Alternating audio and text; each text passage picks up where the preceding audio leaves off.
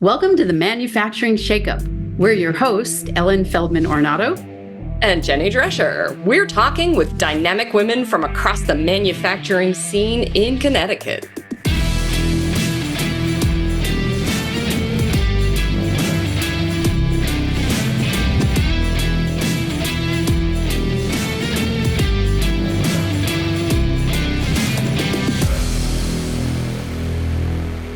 Hey, out there in listener land. Welcome to the Shake-Up.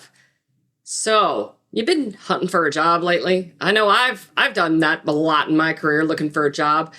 Here's the challenge. How do you know what you're really getting yourself into? It's kind of like looking in somebody's house, and you're looking in the window, and you're going, well, the kitchen looks good from here, but how do I know those counters are not cheap, old, crappy linoleum?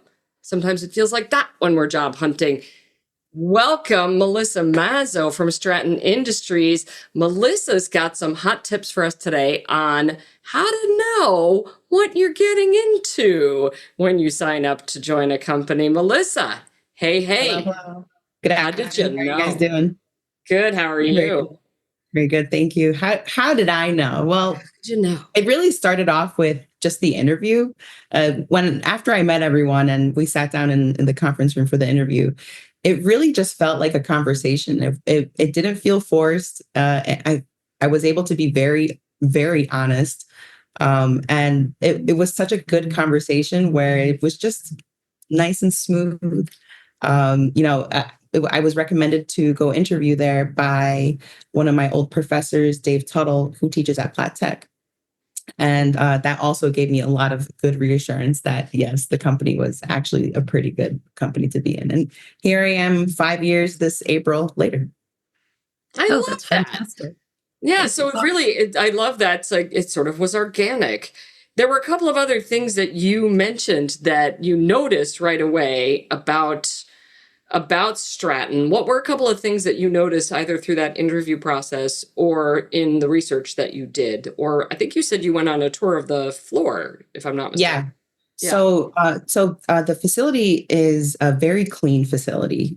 From the shops that I have been at when I machined prior, very typical, machine shop, pretty dirty. Probably the dirt from 30 years ago was the same dirt that was there, but still at Straton, it's the floors are very beautiful. They're polished, they're painted. All the machines have they're pretty organized. They're in their own stations. The culture there, talking to everyone there, they were very friendly. They were able to really provide good info when I would talk to them. Stratton is full of Platt Tech High School alumni. So love that. Yes, I have never expected that I was ever going to work with any of my, either direct classmates or anyone from Platt Tech, but Stratton is essentially like a little mini hub of that. So it was very comfortable in that aspect also. So you had a previous experience as a machinist. What kinds of other facilities, you mentioned dirty floors, but what kinds of other things were you making? What kinds of facilities or size of companies were they? Yeah, so I started off at a machine shop. We made like BMX parts. That was back when I was like 16 years old. And a couple of years later, I ended up going I worked for a Schick in Milford. So I worked in a small, it was very unique in there. They had a small manual shop in there where we would either do some, modifications, or sometimes I'd work with prototyping. So you were doing this sort of as an intern from the high school program that you were in at the technical school. Yes. Yeah. They have a really good program called like a work study program where when you're a junior, you get 2 days out of the week that instead of going to school, you're going to go to work and you're going to earn a paycheck. And then when you're a senior, you get 3 days out of the week instead of going to school, you go to work. Fantastic. Yeah. So you're learning the work skills as well as the technical skills, like how to get along with people in those particular workplaces and the technical piece. Absolutely. The great thing about Platt is, you're able to, the way they have the system structured over there, at least for the manufacturing department, we are all students are essentially run as if it's an actual shop. So you've got duties, you've got, you're assigned to all these things. The way Dave has ran his program, it's like as if he is our supervisor. He'll give us tasks, hey, you're going to do this, you're going to do this. At Platt and the technical school systems, usually it's like juniors and sophomores are together, and then you have freshmen and seniors who are together. And if you're running, a job, or, you're helping out with the younger students, you're there also like mentoring them too, and, giving them a hands up for that. Wow. So when you're doing that, when you're in that position, right, I'm thinking now about folks out in listener land. Hey, I know a lot of you are wondering, could manufacturing be a path for my kid? Who, or is it a path for me? Maybe you're a young person listening to today's episode. When you were that age, I mean, this was a long time ago, but when you were in that environment and you were thinking about your future from that place that is the special space known as being a teenager, how did that affect the way you thought about yourself and the way you thought about who you are and how you are? What were because that's unusual to be able to have that track laid out in that way at the tender ages of 14, 15, 16. Yeah. I was a hot mess when I was that age. I'm sure many people are. What was different for you because you had this path available? Yeah. So my older brother had went to Platt Tech, and he graduated from the IT department. He was 2 years older than me in school. So he definitely was the one who convinced me, hey, you should go here. And, I didn't know what I wanted to do at 14 years old when I was choosing a high school. I knew I was interested in, I loved animals. I was like, okay, maybe veterinarian, or, my mom is in the medical field. So, okay, maybe doing something with helping people. And I went to Platt Tech originally to have a backup plan, just in case, I didn't like whatever I was going to pursue in college. I had an actual backup plan or something to do while I was going to school. And then when at the ripe old age of 13, 14 years old, going into shop class, figuring out, what's going on, what is this? I've never seen this machine before, to, hey, now you can make things out of nothing. It's like, oh, that sounds really awesome.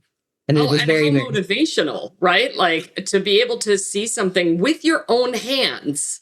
Right. I'm just thinking about, the ways that we are looking at so many career opportunities and paths for young people right now. The idea of actually having programs where you can see something. I made this. This is part of me is now in this. I mean, what a thrill at such a young age. Yes, I love the idea of that for our young listeners out there. Absolutely. Melissa, I have a question for. Oops, sorry. Go ahead. You answer that. I was just going to state that, growing up, observing my childhood now at 30, almost 33 years old. I really liked, just making things. I would always steal my brother's Legos. I'd go outside, I'd make mud piles, whatever it was, get sticks from here, whatever it was. I was very tomboyish growing up. Dolls were cool, and that's what they would always give me as gifts for Christmas and New Year and birthdays. But I would always gravitate towards let me just make something. Let's make it. So it was the dogs and made a house for them. Yeah, essentially. It was great to, walk into Platt and be like, oh, I can actually make something, and it's tangible, I can use it. And when of course I got into it, it's like, you can make things that go in airplanes, that go in submarines, that go in satellites, that go on rovers in Mars. It's like, okay, cool. That sounds really freaking cool. That does sound. Did you have enthusiastic acceptance from your family for this career track when you first started noticing that you really like making things and thought of manufacturing? It was, it took a lot of convincing. As a female in a Hispanic household, it's much more like, okay, you're going to work in a factory. You're going to wear baggy pants and big bulky boots and, a button up Dickies shirt. It's like, yeah, I'm going to go work with all these guys. Oh, who are your coworkers? Oh, salt and pepper haired, older men, are there any other girls in the shop? Not at work. No. It was very, very difficult to, convince my mom, like, hey, like, this is actually like a fantastic career. It's something that, you can have many different pathways to. But, once a couple of years into Platt Tech, Dave had asked us to write a paper on, the different types of careers that manufacturing can take us. And when I saw, biomedical engineering, mechanical engineering, that like sparked my interest. And a couple of years in, I was able to fully convince my mom, hey, you can stop worrying now. Mm. You have the unique position. Correct me if I'm wrong, but your parents were both from Colombia, correct? Yes. And you're first generation. Mm-hmm. So, what would you say to other? Connecticut, we have such a gap in terms of filling manufacturing roles. So, part of our aim here at the Shake Up is really to highlight, hey, you can have a great career in manufacturing. And what would you say to other, women who are in their teens and their 20s who are like you, who are first generation, maybe from other parts of the world or other parts of, other languages, other rich cultures?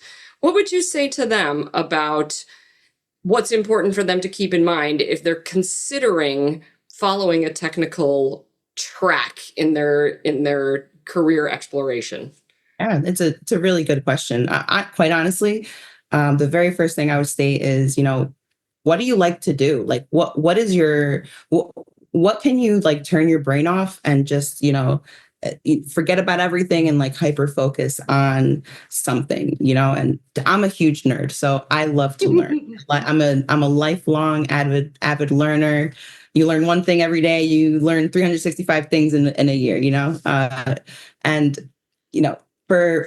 especially for like manufacturing, it's like, okay, there, you can affect a lot of different types of industries, from medical field to aerospace to, prototyping and development, depending on like what other types of industries you can go for. So really, like you can really go through different types of avenue, especially within manufacturing, that you probably would never even know. And that was, again, something that I had told my mom, like, hey, look, like I'm out here, I might be cutting chips, 14, 15 metal chips, 14, 15, years old, coming home dirty and stuff. It's like, mom, today at work, I actually had to go to an engineer who totally has a whole degree and tell him or her that their blueprint, there was an error on their blueprint. And it's like, oh, like, whoa, that's kind of crazy.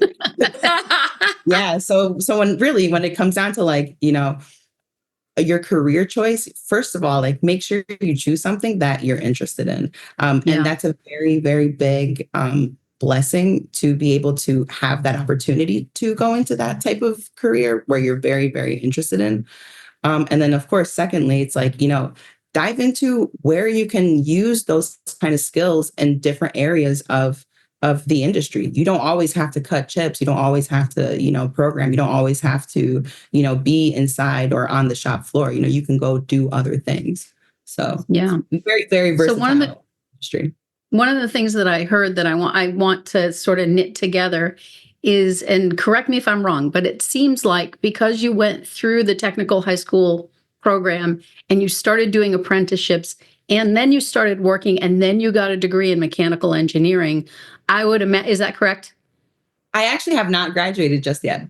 Okay, almost have a degree in mechanical engineering. Almost. that you're doing it in reverse of the way a lot of people do it, which is to go to school for 4 years to become a mechanical engineer. And then they get into the workplace and it's all about just figuring it all out. It feels like you had such a foundational understanding of what you wanted to learn that I would think that the things that you learned were more relevant as you were going through school.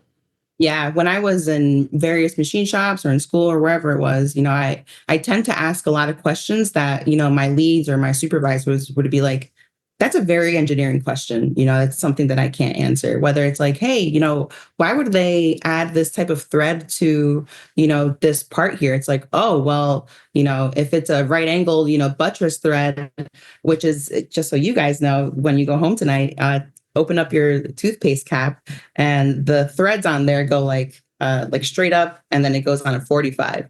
And the reason why that's important is because that is able to hold and sustain the pressure that's inside the tube. So it doesn't just like ravel and, leave the tube. So it's like little things like that where it's like, okay, wow, you can just go in and discover those things. Oh yeah, and that is why we are like you. We are fellow nerds. We are, and I think a lot of our audience members are too. And we just like seeing how stuff gets made and why it works a certain way and what a random part of a thing is called. It's the coolest thing in the world. And Really? You're making me think about the fact that you mentioned being able to say, I made this. The strength of being able to say that at the end of the day, I made a thing, it makes a difference.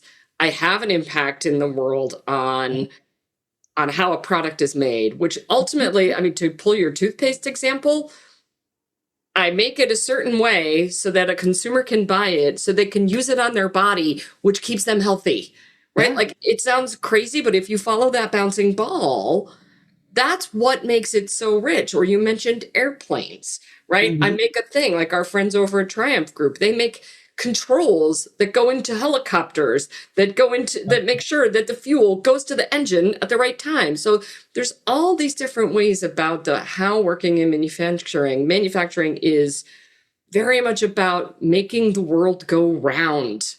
Yeah. And I think what jumps out at me about your story today is this idea that I think our young people, our young population, the next generation of people in the workforce, they have so many choices, and so many of them are digital choices. And I don't know how I would possibly start thinking about that if I were 16 years old today. But I love that your story points out to us that maybe an option for folks is, what do I want to make? What do I want to bring forth through the work that I can do in making a thing, having ownership and pride over the thing, and contributing to the overall quality of life for people right here in Connecticut. Absolutely. So your story has just so inspired me, and I have no doubt that it's going to inspire a whole bunch of our listeners. And I'm going to offer up our shake-up factors today, friends. So drum roll, please. Our shake-up factors today are: number one, when you're out there job hunting and you're interviewing, notice the quality of the conversation. Does the interview feel like an interview, or does it feel like an organic conversation, which is how Melissa described it? Shake-up factor number two, look at the physical environment. Is it clean? Is it organized? Or is it a hot mess with stuff piled all over the place? Because a hot mess with stuff piled all over the place is a strong indicator that the environment, the quality of that environment, is not a priority for that company. That's what that says to me. Shake-up factor three out of this job hunting idea is, are the people friendly? When you walk in and you're walking by, are people smiling? Do they look up and smile, or are they just, whatever, go away? And then shake-up factor number four is going directly out to parents and teachers and young people who are curious about what we're up to here in manufacturing and in our technical schools in Connecticut. Just with a robust hell yeah, go explore that stuff, because Melissa is a living embodiment of an amazing career path that she made for herself through looking at, where do I start? And Platt was clearly a part of it. So Melissa Mazo of Straton Industries, thank you so much for hanging out with us today. I can't wait to hear what our friends on social media come back to and tell us about how much you've inspired them. I hope so. They can reach out anytime. I love to, break up the aspect of an image of like, what's an engineer? It's like, an engineer can also be a woman, and an engineer can also be a Hispanic woman. An engineer, it can look so many different ways, and a machinist can look like so many different things in so many different ways. And I got to take advantage of all the differences so that you can absolutely take ownership of that too. Love that. And I hope that out there in listener land, for the manufacturing leaders that are out there, I hope this piqued your interest to get more involved with your local technical high schools as a potential feeder for future employees. If you're not looking there, you may be missing an entire population of people who could be your future workforce. So, I mean, this one conversation serves many birds, right? Absolutely. Thank you. Been great right. listening to you.